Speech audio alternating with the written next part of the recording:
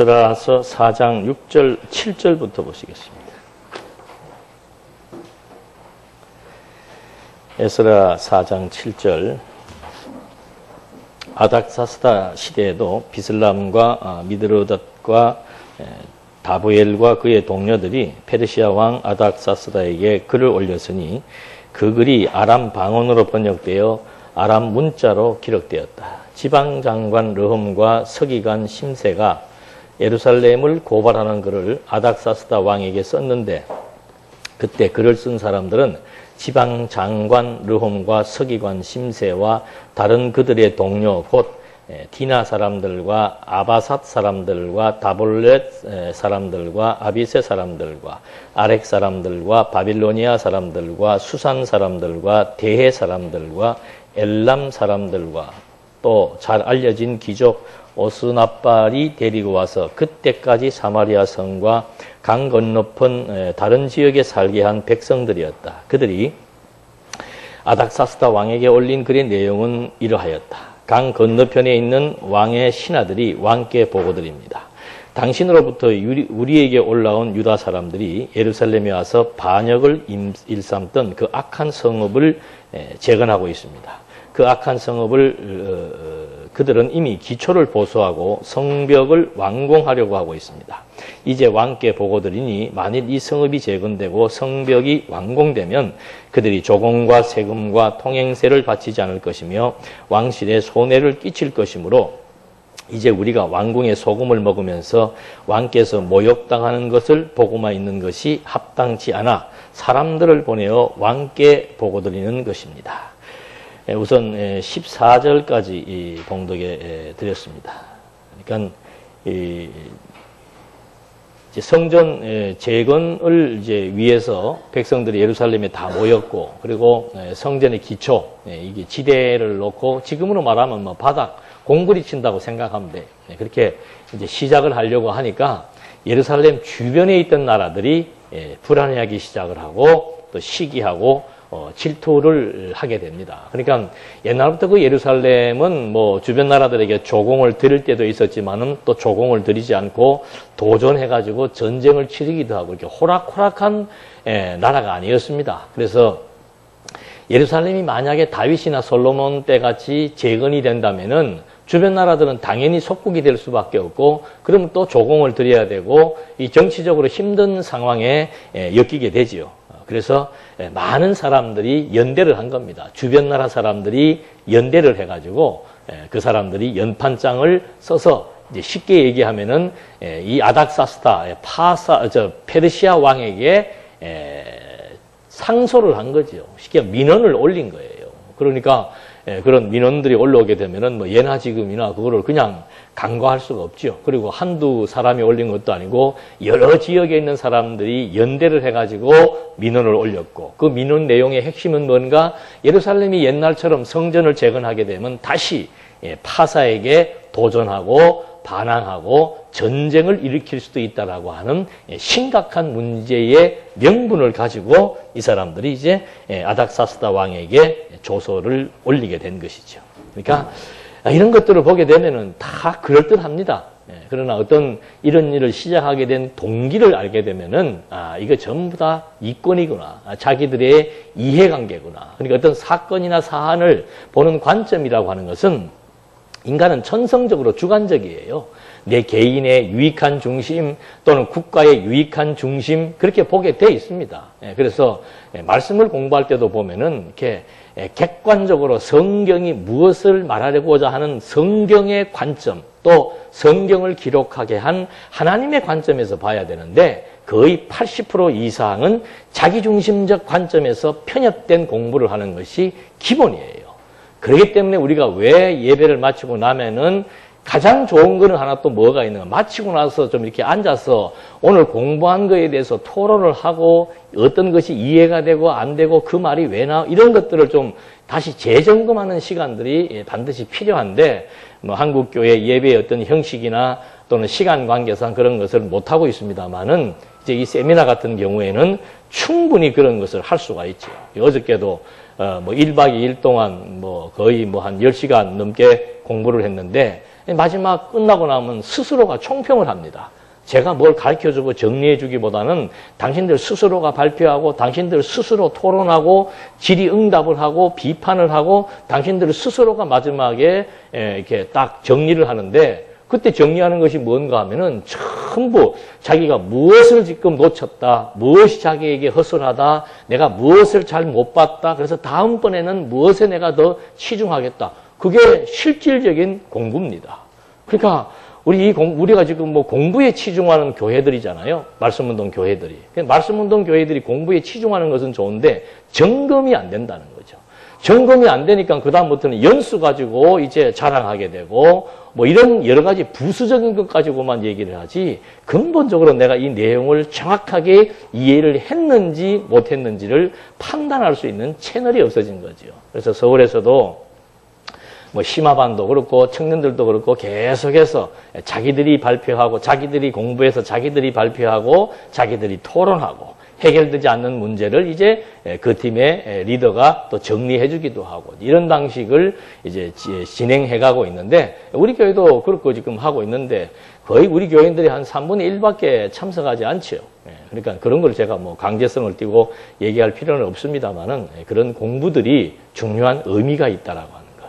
우리는 공부가 중요하다는 건 다 알죠. 근데 그것이 부실하게 될 때는 이 교회라고 하는 근본이 흔들리게 돼 있는 겁니다. 공부 얘기 나오면 또 다 했다고 생각하시는데 천만의 말씀이에요. 한 것이 아니죠. 했으면은 드러나는 것이 그렇게 안 되게 돼 있습니다. 그러니까 이제 우리가 좀 더 그런데 유념을 하고 좀 더 이렇게 이스라엘 백성들 구약시대 때는 성전 재건하는 것이 당신네들의 사명이고 삶의 목적이었습니다.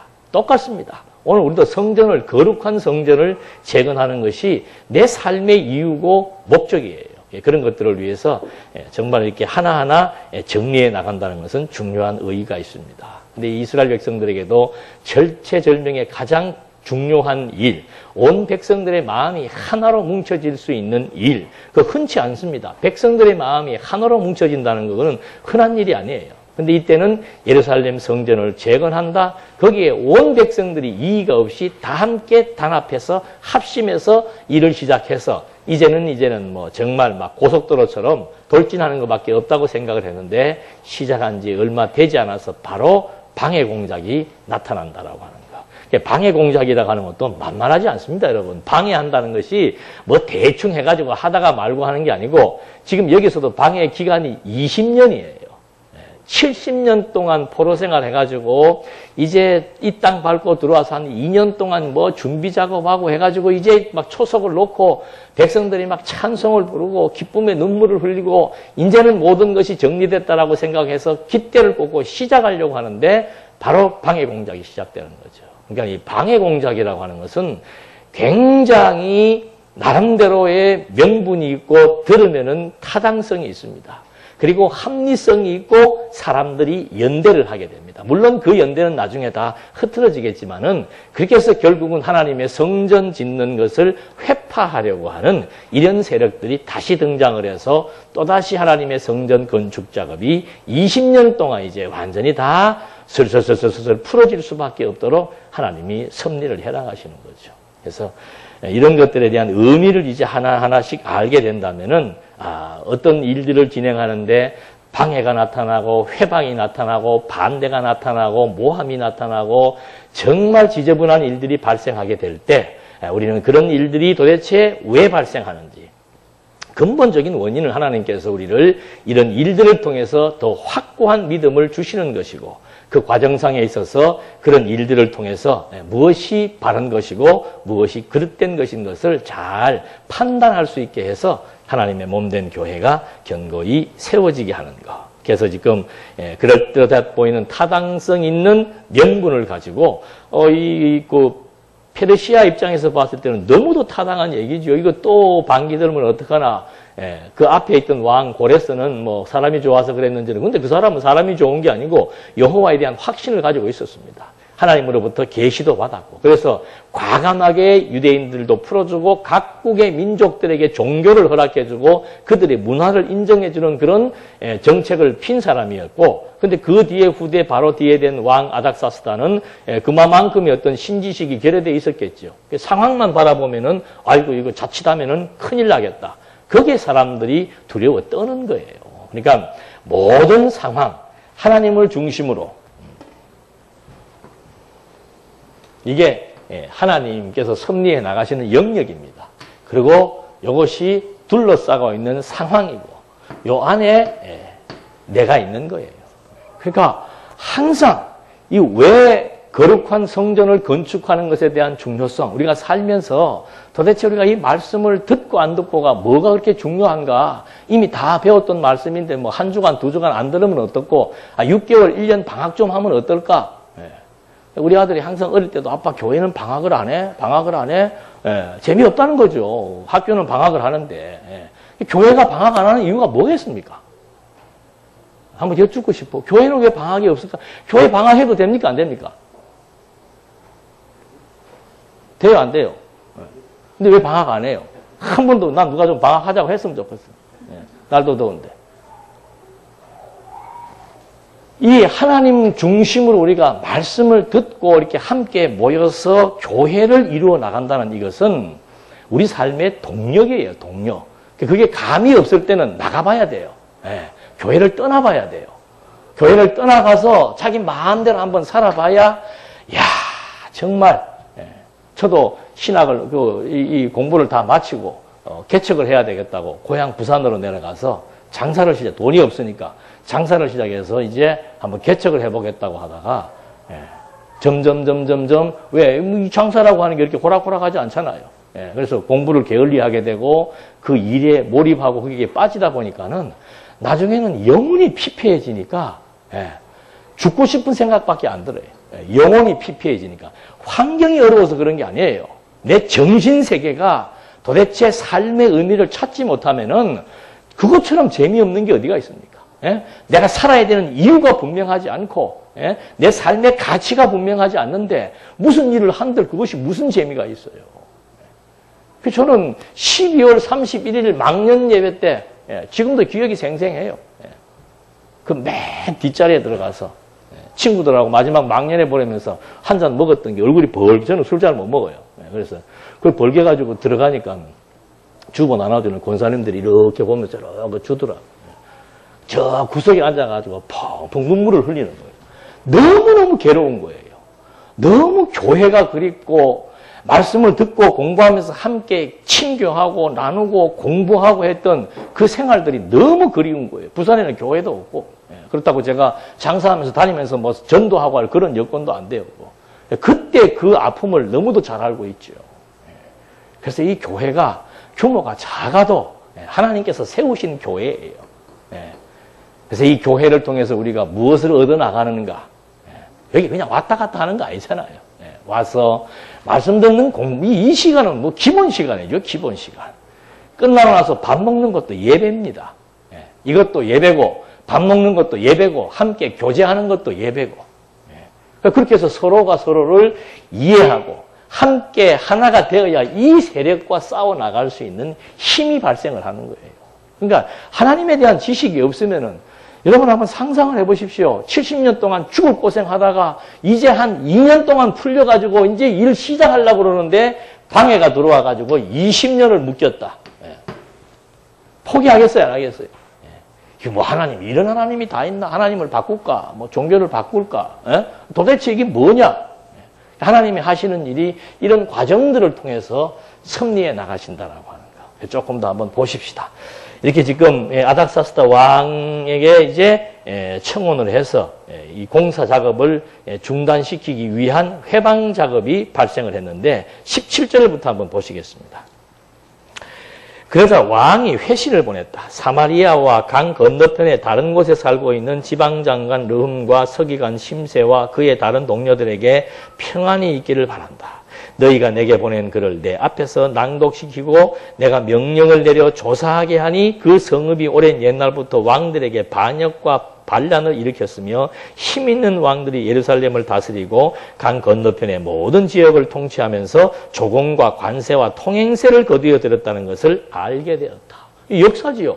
옛날 유다 다윗과 솔로몬 때는 그 일대를 다 거머쥔 일종의 제국이었는데 그 뭐 통행세 받고 조세 받고 조공 받고 하는 건 당연한 일이지요.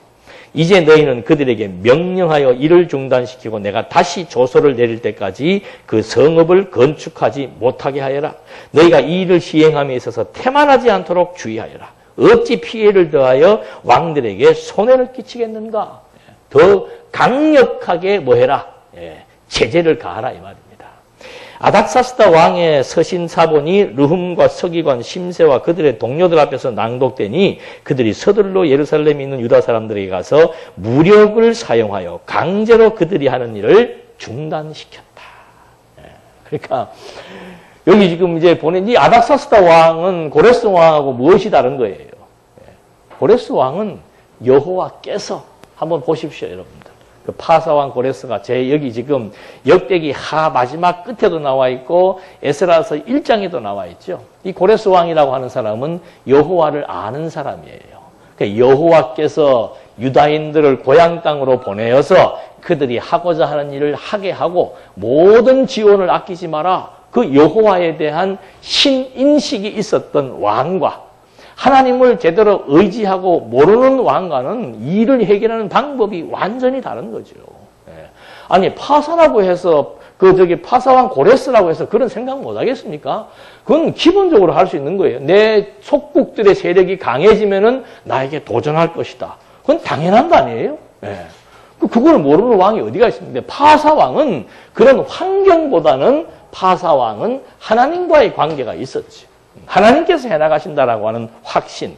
그러나 아닥사스다 왕은 하나님과 단절되다 보니까는 이 환경 자체만 보이는 거죠. 예루살렘이 과거에 어떻게 한 것은 역사적 사실이잖아요. 주변 나라들로부터 조공을 받고 뭐 통행료를 받고 뭐 다 한 거 역사적 사실이란 말입니다. 역사적 사실만 보니까는 이거 놔두면 안 됐다는 거죠. 그래서 민원을 제기한 왕들에게 더 강력하게 예루살렘을 초토화시키라, 방해를 하라고 얘기를 해서 무력을 사용해서 이제 이 방해 공작이 시작되게 되는 거죠. 그래서 성경은 참 드라마치고는 재밌는, 항상 역전의 드라마예요. 드라마가 재밌는 이유는 뭔가? 막 주인공이 막 죽을 위기에까지 몰렸다가 그 다음에 나중에 기사회생할 때 시청률이 막 최고로 올라가잖아요. 이 성경도 똑같아요. 완전히 또 그냥 밑으로 쫙 갈 때까지 가는 겁니다.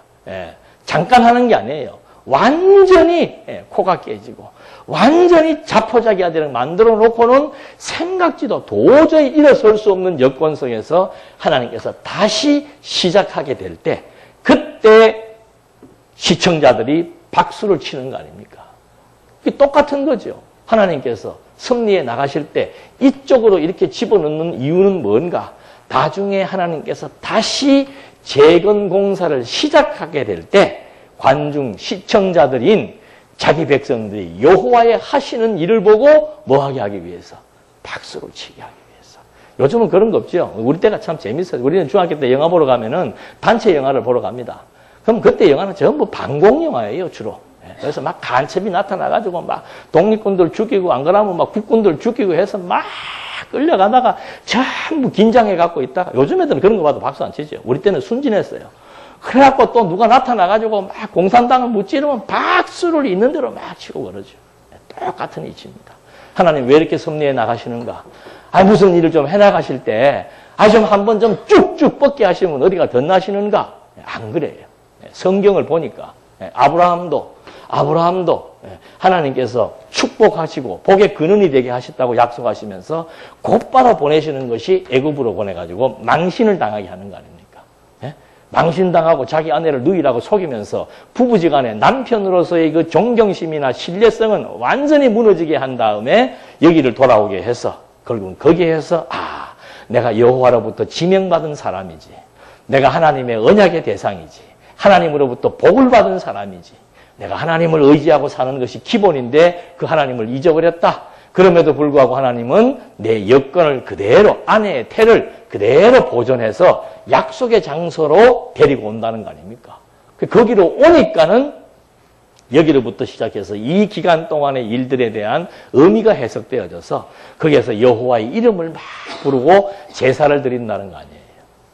요셉도 마찬가지입니다. 요셉도 그 요셉이 형들에게 미움받아가지고 애매한 누명을 쓰고 감옥이라는 인생의 막장인 감옥까지 내려갔을 때 얼마나 억울하고 분통 터지고 일생을 지울 수 없는 일이에요. 형들로부터 미움받아가지고 이거는 말이 팔리는 거지 죽이려고 하는 거 간접살인 아니에요. 웅덩이에 집어넣고 못 올라가게 한 거. 간접살인의 현장 속에 들어가서 얼마나 그 형들에 대한 미움과 분노와 증오가 있었겠습니까? 잊을 수 없는 사건이죠. 그리고는 또 살아나가지고는 팔려갔는데 그 집에 여자가 또 건드려가지고 애매한 누명을 써가지고 감옥까지 간 거 아닙니까? 요셉은 잘못한 게 하나도 없어요. 그런데 이렇게 사람으로서는 겪을 수 없는 엄청난 일들을 겪도록 만들어 놓은 거예요. 근데 하나님께서 그 감옥 안에서 꿈을 뭐하게 해줘서 꿈을 잘 해몽하게 해가지고는 그 꿈으로 말미암아 뭐가 되었습니까? 총리가 이게 드라마예요. 정말 기가 막힌 역전의 드라마죠. 총리가 되었을 때 또 여기서 누구를 만나요? 자기를 판 형들을 만나가지고 형들은 요셉을 알아보고 부들부들 떨고 있을 때 형들이 나를 판 것이 아니고 하나님이 나를 이리로 미리 보낸 겁니다. 그 해석이 어떻게 해서 나오는가? 이 과정을 통해서 그 해석이 나오는 거죠. 아브라함도 여호와의 이름을 부르고 나중에 이삭을 제물로 바치기까지 그 믿음의 확신이 어디에서 오는가? 하나하나 경험하게 해주는 거예요. 25년 만에 아들을 주시는 거 아닙니까? 주신다면 금방 줘야지요. 사람의 이 생체적인 모든 가능성을 완전히 폐쇄시켜버리는 겁니다. 아브라함 나이 100세, 아내 나이 90세. 이 여자는 자식을 가져본 적이 한 번도 없는 여자예요. 불임자입니다. 그런 사람들을 들어가지고 인간적인 모든 생체적인 기능을 완전히 다 부셔버리고 그런 가운데서 다시 일으켜 세워서 거기에서 하나님이 씨를 주어가지고 이삭을 얻게 했을 때 그때 잊어버릴 수 없는 사건은 이삭을 주셨기 때문에 잊지 못하는 거예요. 이건 수단이에요. 이삭을 주심으로 요셉을 총리로 세움으로 진짜 하나님이 나를 이리로 보냈다. 진짜 하나님이 우리에게 언약하신 대로 하나님의 언약은 영불변한다. 그래서 내 주와 맺은 언약은 영불변한다는 그런 찬송들이 그래서 나오는 거예요. 성전 70년 동안 고생했으면 금방 지으면 얼마나 좋습니까? 그게 중요한 성전을 짓느냐 못 짓느냐가 중요한 게 아니고 그 성전을 통해서 이스라엘 백성들이 유다 백성들이 하나님의 살아계심에 대한 확증을 갖고 여호와만을 의지하며 살아갈 수 있는 이 삶의 과정이 중요한 거라 그 말이죠. 그래서 이런 20년 동안에 지금 이제 방해 공작의 서막이 열리는데 주변 나라 강국들이 이제 완전히 무력을 행사해서 유대인들의 이상을 유대인들의 소망을 꺾어버리는 그런 역사가 지금 23절까지 나타나게 된 겁니다. 24절 보니까 이렇게 해서 예루살렘에 있는 하나님의 전공사가 페르시아 왕 다리우스의 통치 제2년까지 중단되었다. 이게 20년 이제 왕조 역사를 보면은 20년의 기간이 되게 된 거죠. 그래서 이제 5장 1절 한번 보시겠습니다. 5장 1절에 이제 성전 재건의 완공의 역사가 다시 시작되는 거죠. 이 20년 기간을 여기다 짤막하게 기록을 해놨습니다. 다른 역사서에 자세하게 나와 있기 때문에. 그래서 이제 20년 동안의 공사가 중단이 되었는데 5장 1절 그때 선지자 학개와 이또의 손자인 선지자 스가랴가 자신들을 도우시는 이스라엘 하나님의 이름으로 유다와 예루살렘에 있는 유다 사람들에게 예언을 하였다.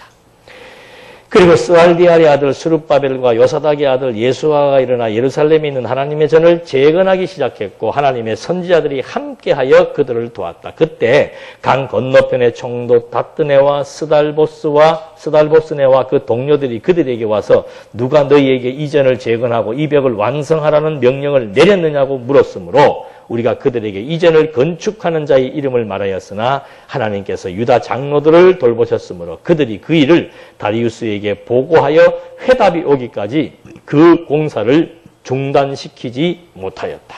그러니까 공사를 재개해야 되는데 하나님께서 이 공사를 재개해야 되는데 어떤 방식으로 합니까? 우리는 이 성경 보면은 이 과정 빼버리고 나면은 답은 하나님이 하셨다는 거예요. 그거야 다 알지요. 중요한 것은 과정이 중요한 겁니다. 요셉이 총리가 되게 하기 위해서 요셉에게 꿈을 해몽하게 하신 하나님.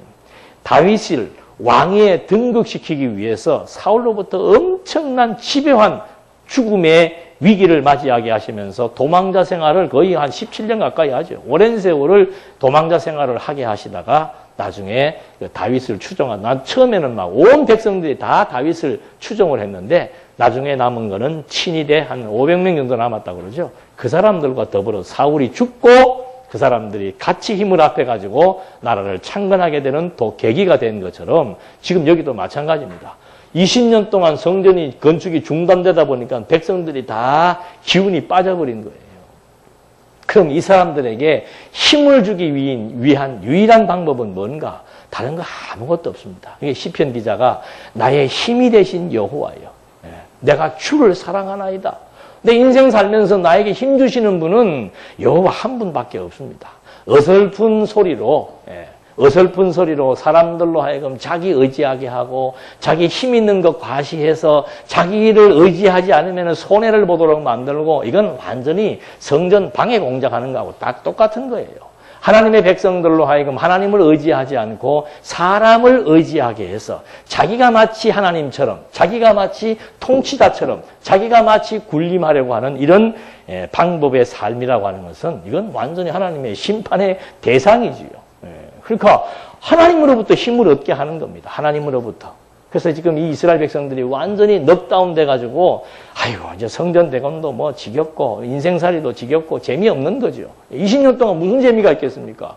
백성들은 성전 재건하고 하나님을 경외하고 섬겨야 힘이 나는데 그게 중단돼 버리니까는 아무런 의욕이 없이 상실돼 버린 거죠. 우리도 그래요. 살면서 너무 오랫동안 어려움을 겪거나 오랫동안 병 생활을 하다 보면은 지치고 옆에 사람들도 다 같이 지칠 수밖에 없어요. 그때 해줄 수 있는 위로의 말이라고 하는 건 없습니다. 저는 가끔 뭐 환자들을 대하거나 병원에 신방을 가거나 해서 이렇게 보면은 제가 해줄 수 있는 게 아무것도 없어요. 뭐밖에 없는가? 그냥 성경 읽고 하나님 이런 분이십니다라고 하는 그거 소개해 줄 수밖에 없는 거죠. 그러면 그분이 거듭나고 중생한 영혼이라면은 하나님이라고 하는 그 용어를 가지고 하나님이 어떻게 섭리하신다는 그 사건을 이해하게 되면은 거기에서 소생하는 힘이 있는 거죠. 그건 세상 사람들이 감당할 수 없는 힘입니다. 그러니까 이스라엘 백성들도 완전히 지금 이제 모든 기력을 다 상실하고 손 놓고 아이고 모르겠다 될 대로 되라 그러고 있는 그런 상황 속에서 학개 선지자를 보내가지고 이 성전의 영광이 이전의 영광보다 크다고 소리를 지릅니다. 지금은 이렇게 다 지금 뭐 이게 여러분 얼마나 흉측스럽겠습니까? 건물 공사하다가 그거 중단돼가지고 세우는 건물들 많이 있잖아요. 얼마나 흉물이에요. 공사 시작만 해놓고 자재들 지금 옆에 다 갖다 놓고 썩고 있는 거 20년 지나면은 그런 흉측스러운 상황 가운데서 하나님이 학개 선지자를 보내가지고 이전의 영광이 이전의 영광보다 엄청나게 크다라고 하는 것을 말해주고 있고 스가랴 선지자는 또 그때 나타나가지고 여호와께서 하신 말씀을 그대로 전해줍니다. 나 여호와가 말하노라. 내가 시온에 돌아왔은즉 여호와께서 지금 어디에 온 거예요? 시온에 다시 돌아왔단 말입니다. 그러니까 예루살렘 가운데 거하니 지금 하나님이 여기 예루살렘 가운데 지금 거하고 계신다. 하나님이 돌아오셨다 이 말이죠. 예루살렘은 진리의 성읍이라. 만군의 여호와의 성산이라. 그러니까 이 예루살렘이라고 하는 것을 이 백성들은 그동안 잊어버린 건축하다가 중단된 사건 때문에 이 예루살렘이 진리의 성읍이고 이 예루살렘의 중심점에 하나님이 계신다는 사실을 잊어버린 거예요. 그러니까 하나님 잊어버리니까 그 다음에는 모든 맥이 다 풀어지는 거예요. 기가 다 꺾여버리는 겁니다. 기사는 방법, 맥을 다시 뛰게 하는 방법, 소생케 하는 방법은 하나님에 대한 확신밖에 없습니다. 뭐 긴 말도 없어요. 백성들 지금 다 다운돼 있을 때 학개 선지자는 이전의 영광보다 훨씬 이전 다윗과 솔로몬의 영광보다 훨씬 더 영광스러울 것이다. 그리고 이 성읍은 스가랴 선지자가 이 성읍에 이제 여호와께서 돌아오셨다. 이 성읍은 진리의 성읍이고 만군 여호와의 성산이라. 누가 감히 이 성읍을 회파할 수 있고 이 성읍의 공사를 영원히 중단시키겠는가? 이건 하나님이 다시 일으키시겠다 그 말이죠. 그래서 백성들의 생각들이 다시 하나님 앞으로 모아지게 하도록 하나님이 시대마다 선지자들을 보내서 흐트러진 백성들의 생각, 완전히 자포자기 된 민심 이런 것들을 다시 일으켜서 소생시키는 것. 그래서 시편에 보면 율법은 내 영혼을 소생시킨다 그러죠. 다윗도 마찬가지고 여호와는 나의 목자신데 그가 내 영혼을 소생시킨다 이 말입니다. 좌절하고 실망하고 낙심하고 이 보이는 세상의 힘에 의해서 굴복당하고 얼마나 기분 나빠요 그런 거. 그런 상황에 처해 있을 때 여호와가 어떤 분이신 줄 아는 거. 그래서 여호와는 나의 힘이시니 나는 여호와로 즐거워하고 기뻐합니다. 이것이 우리 성도들의 삶이에요. 이것이 세속주의와 싸우는 것이고 세상 사람들하고 다른 거예요. 근데 무슨 하나님에 대해서 반짝반짝 담소할 때는 말을 잘하는데 실제 생활 속에서는 하나님하고는 완전히 단절된 가운데서 세상 사람들과 똑같은 가치, 세상 사람들과 똑같은 방법, 세상 사람들과 똑같은 그런 수단과 가치와 의미를 가지고 산다면은 그 사람은 세상 것 아니고서는 힘을 받을 수 없는 거죠. 그래서 우리가 늘 말씀이 지속적으로 우리의 영혼을 계속해서 양육하지 않으면은 우리 본성이 세속입니다. 이 육체가 세속이에요.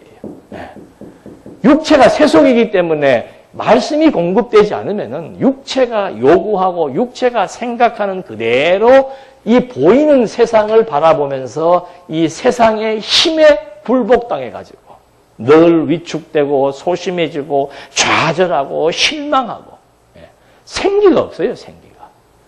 사람의 눈동자는 나이하고 상관없습니다. 그 눈동자를 보면 악기가 들어있는 사람이 있고 눈동자에 생기가 들어있는 사람이 있고 눈동자에 기가 다 풀어진 사람들이 있어요. 한번 보세요. 이제 여러분 날 밥 먹다가. 저도 이거 가끔씩 이래 환자들을 대해서 봅니다. 환자들 딱 보면은 이 사람 산다 못 산다 뭐 보면 알아요. 눈동자까지 풀어져 있으면 이 사람은 아무리 녹용을 먹고 뭘 해도 소생하기가 힘들다니까. 육체는 주사 맞으면 육체는 잠깐 반짝해요. 그러나 육체를 지배하는 것은 정신이에요. 정신을 지배하는 것은 영혼이고 그 영혼의 근본 바탕은 뭔가 생명의 근원 되시는 하나님이 어떤 분이신지에 대한 확신이에요. 그 확신이 들어있어야 어떤 상황과 여건 온 주변 나라들이 하나도 빠짐없이 동맹을 했다. 이게 얼마나 두려운 일이겠습니까? 유대인의 편은 없는 거예요. 온 주변 사람들이 다 동맹을 해가지고는 예루살렘 여호와의 성산이신 예루살렘 성전을 건축하는 것을 방해하려고 무력을 행사하고 있다 이 말입니다. 무력을. 인간이 제일 무서워하는 게 전쟁 아니에요. 전쟁. 무력 아닙니까? 무력. 그 무력을 행사하는 데 있어서 그 두려움으로부터 벗어날 수 있는 유일한 방책 하나밖에 없는 거죠.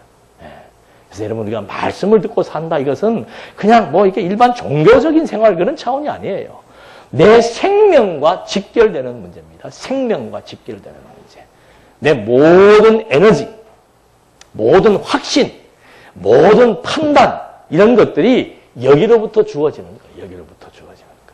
그래서 이 에너지를 받아야만 이 정말 힘들고 어려운 이 상황들 모든 게 다윗이 그러잖아요. 1000만 명이 나를 지금 에워싸서 나를 죽이려 한다 이 말입니다. 주변 모든 나라들이 연합해가지고 지금 우리에게 무력을 행사하고 있다 이 말이죠. 어떻게 견뎌낼 겁니까? 어떻게 견딜 거예요? 소가 언덕이 있어야 비비는데 아무것도 보이는 세상에서는 의지할 것이 없다는 거 아니에요. 저는 신학교 들어갔는데 주변에 무슨 이 기독교하고 관련된 힘 있는 사람이 한 사람도 없어. 친척 중에도 없고 권사도 없고 장로도 없고 목사도 없고 아무도 없어요. 그래서 저는 그때 깨달은 게 뭔가 하나님 의지하는 거 외에는 내가 살 길이 없구나. 언제 내가 사람들하고 저 그런 거 잘 못해요 또. 사람들하고 교제해가지고 이 사람이 유력하니까 이 사람 이렇게 해가지고 절친 만들어서 그런 걸 또 태생적으로 잘 못해요. 그러니까 이거 희망이 없는 거죠. 희망이라고 하는 것은 하나밖에 없습니다. 하나밖에. 아무리 유력한 사람이 있어도 하나님 앞에서 내 할 일만 하고 살면은 그게 하나님이 준비하시는 것이고 그게 하나님이 쓰시는 것이고 그게 하나님의 뜻을 따라서 하나님의 때가 되면은 나로 하여금 하게 하신 일을 다 하게 되어 있다는 거죠. 사람 의지하면 안 됩니다. 그래서 하나님께서도 하나님 외에 다른 것을 의지할 것 같으니까는 이 보이는 세속에서 가치로운 것들을 하나하나씩 떼놓기 시작하는 거예요. 돈을 하나님처럼 섬기는 사람이 있으면은 그 하나님이 잘라야 사랑하는 사람이죠. 사람들과 연대해가지고 그 정치적인 힘으로 무엇을 하려고 하는 사람이 있다면 하나님이 그거 잘라버리죠. 그래서 때로는 하나님의 백성들이 주변으로부터 고립되기도 하고 또 경제적인 어려움을 겪기도 하고 몸 때문에 주체 못하는 사람이 있다면은 그 몸을 하나님이 또 병들게 해서 아주 병약하게 만들어버리는 거예요. 그럼 내가 지금 이런 여건이 있으면은 방법은 하나밖에 없다니까요. 몸이 이러니까 뭐를 먹으면 되고 아무리 먹어도 근본이 해결 안 되면 안 되는 거예요. 아무리 지금 내가 무엇을 일을 개재하려고 시작하려고 해도 여건이 조성돼야 되지요. 여건은 하나님이 만든다 이 말입니다. 북쪽에서 부르든 동쪽에서 부르든 누가 이렇게 만나갖고 뭐가 조성이 돼야 될 거 아니에요. 맨날 주변에 사기꾼만 왔다 갔다 하고 돈만 이렇게 딸랑딸랑 보여주면서 문제 해결을 안 해주는 사람이 있다면 그거 과감하게 딱 정리해버려야 되죠. 깨끗하게. 하나님께서 나로 하여금 하게 하신 일은 되게 되어 있다. 하나님께서 나로 하여금 못하게 한 일은 안 되게 되어 있다. 근데 만약에 내 욕심대로 되는 일이 있다면 그건 경계 빨간불을 켜봐야 되는 거죠. 그래서 이런 여러 가지 많은 여건들을 통해서 하나님께서 이스라엘 백성들을 다시 일으키시는 그 동기가 바로 뭔가? 그것이 선지자를 보내가지고 낙담해 있고 무기력해진 자기 백성들에게 이 성전이 무엇인지 하나님이 함께 하시고 하나님이 다스리시고 하나님이 이 진리의 성읍을 통해서 섭리하신다는 사실을 백성들에게 알게 해서 그들로 하여금 다시 힘을 얻게 하시는 하나님의 섭리 역사. 그래서 선지자들의 예언을 듣고 이제 공사를 시작하게 되자 총독들이 또 가만히 있겠습니까? 다시 상소하게 되는 거예요. 또다시 6절과 17절에 총독들이 다리오 왕에게 올린 상소문 초본에 대한 내용. 그건 뭐 다른 것 없습니다. 고레스 왕의 조서를 확인하고 여호와의 능력으로 이제 성전을 건축하시는데 한번 잠깐 볼까요? 5장 6절. 이것이 강 건너편 총독 다트네와 스달보스네와 강 건너편에 있는 그들의 동료인 아바삭 사람이 다리우스 왕에게 보낸 글의 사본이다. 그들이 왕에게 보낸 글에 이렇게 적혀 있었다. 다리우스 왕께 평안이 가득하기를 빕니다. 왕께 아뢰입니다. 우리가 유다에 가서 크신 하나님의 전에 올라갔는데 그 전이 큰 돌들로 건축되며 목재가 그 벽에 입혀졌고 이 공사가 신속하게 진행되어 그들의 손에서 큰 진전을 이루고 있습니다. 하나님이 지금 선지자들로 하여금 백성들의 힘을 주니까 백성들은 뭐예요? 죽일 테면 죽여라 이 말이죠. 에스더도 마찬가지 아니에요? 죽으면은 죽으리라. 살고 죽는 것이 하나님에게 달려 있는데 이 지금 성전이 지금 하나님의 전이고 하나님의 진리의 성읍이고 하나님이 여기에 지금 함께 계시는 하나님의 성산이라고 하는 사실을 백성들이 다시 지각을 열게 되니까 그다음부터는 두려움이 없어지는 거예요.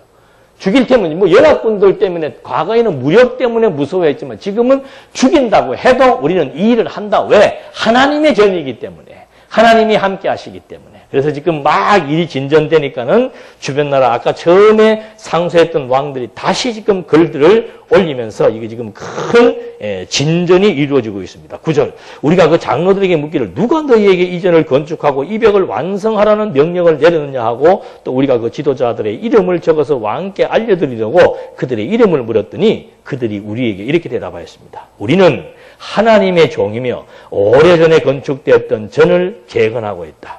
이는 이스라엘의 위대한 왕이 건축하여 완성한 것인데 우리 조상들이 하늘의 하나님을 경록해 하여 하나님께서 그들을 갈대아 사람 바빌로니아 왕 느부갓네살의 손에 넘기셨으므로 그가 이 전을 파괴하고 백성을 바빌로니아로 사로잡아갔다. 그 후 바빌로니아 왕 고레스 즉위 제1년에 고레스 왕께서 이 하나님의 전을 건축하도록 칙령을 내리셨고 또한 고레스 왕께서 느부갓네살이 예루살렘에 있는 성전에서 꺼내어 바빌로니아 신전으로 가져간 하나님 전의 금, 은 그릇들을 바빌로니아 신전에서 꺼내어 총독으로 임명한 세스바살이라 이름하는 이에게 내어주며 그에게 그릇들을 가지고 내려가서 예루살렘에 있는 성전에 두고 하나님의 전을 본래 자리에 재건하라고 말씀하셨다. 이 세스바살이 와서 예루살렘에 있는 하나님의 전에 기초를 놓았으며 그때부터 지금까지 재건이 진행되고 있으나 아직 완공되지 않았다 하였습니다. 이제 왕께서 좋게 여기신다면 바빌로니아에 있는 왕실의 문서 창고를 조사하시어 과연 고레스 왕께서 명령을 내려 예루살렘에 있는 이 하나님의 전을 건축하게 해야 했는지 알아보시고 그 다음에 왕께서 이 일에 대한 왕의 뜻을 우리에게 알려주시기 바랍니다. 이런 순리대로 하면 되는 거예요. 예, 그 순리라고 하는 것은 뭔가? 그동안 무서워서 중단했던 성전 재건을 선지자의 말을 들어보니까 이 성전이라고 하는 것이 언제부터 있었던 거예요? 이미 솔로몬 때부터 있었던 거예요. 약 한 500년 전부터 건축이 되었던 것이고 그 성전은 지금까지 있었는데 609년에 바벨론이 지금 유다를 침공하면서 성전을 다 회파시키고 거기에 있는 기명들을 다 가져간 겁니다. 그런데 파사왕 고레스가 왕이 되면서부터 칙령을 내려가지고 다시 유다인들을 고국으로 돌려보내서 성전을 재건하도록 명령한 조서가 있다는 거죠. 그러니까 하는 일 방해가 있든지 뭐냐 하는 일만 하시면 된다니까. 어떤 지금 막 문제가 지금 소용돌이가 일고 있고 어려움이 일고 있고 세상에 이런 일이 있을 수 있는가 하더라도 하나님께서 우리 모두에게 주어지신 일이 있단 말입니다. 하기 싫으면 안 하면 되지만 그 일이 무엇인 줄 아는 사람들 다 20년 동안 일 안 했잖아요.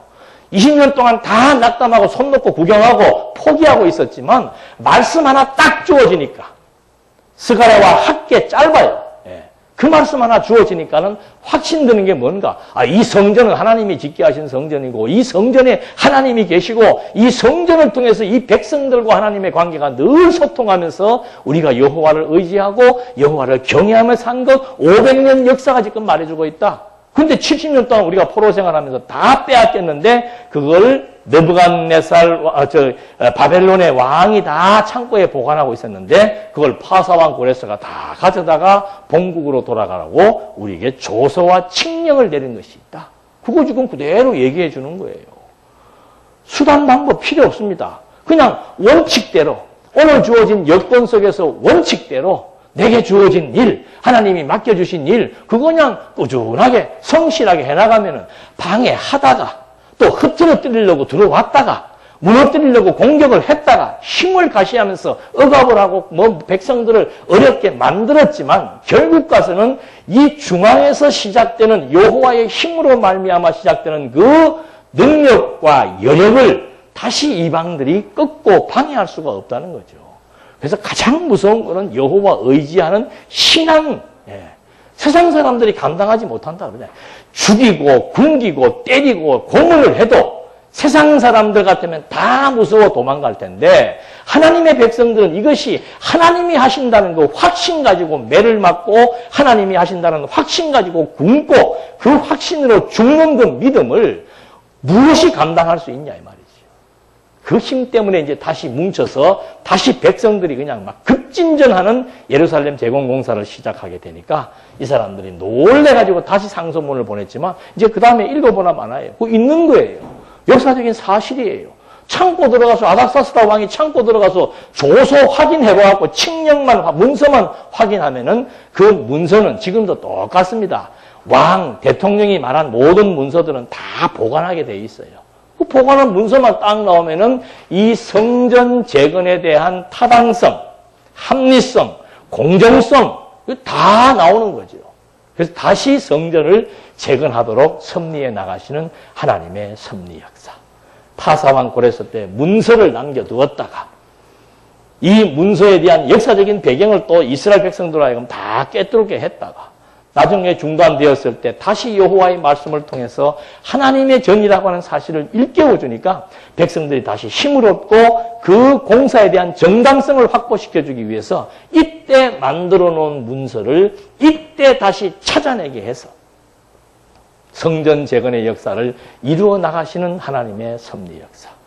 인생 사시면서 다른 데 마음 빼앗길 것도 없고 발생되어진 일 때문에 신경질 낼 것도 없고 두려워할 것도 없고 초조할 것도 없습니다.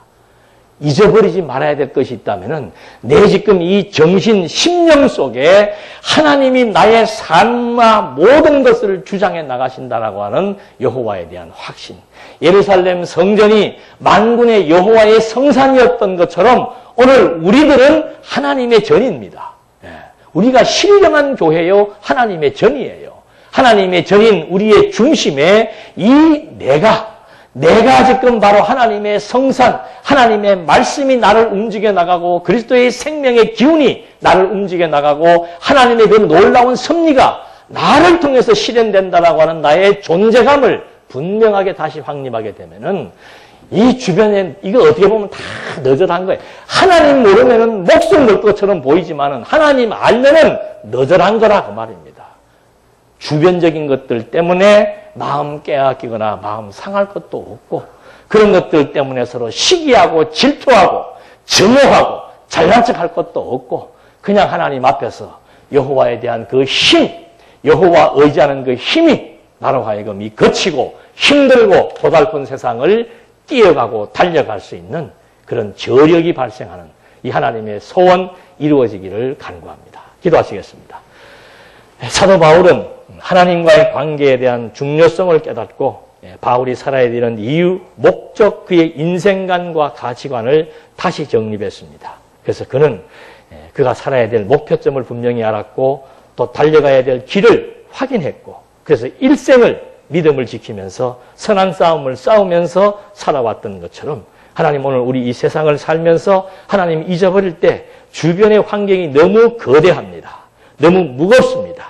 그래서 여호와에 대한 확신이 우리로 하여금 이 무서운 공룡과도 같은 이 어마어마한 세력들과 싸워 도전할 수 있도록 여호와가 우리의 근본이 되시고 여호와가 내 생명의 근원이 되신다는 사실을 또 한 번 인식하면서 예루살렘 성전이 재건되게 하기 위해서 선지자들의 말씀을 통해서 여호와가 예루살렘에 임재하신다는 사실을 각인시켜 준 것처럼 오늘 우리들에게 중심 속에 하나님의 생명이 함께해서 그 힘으로 우리에게 주어진 모든 환경들을 극복하고 해석하며 살아갈 수 있도록 인도해 주시옵소서. 예수님의 이름으로 기도드립니다. 아멘.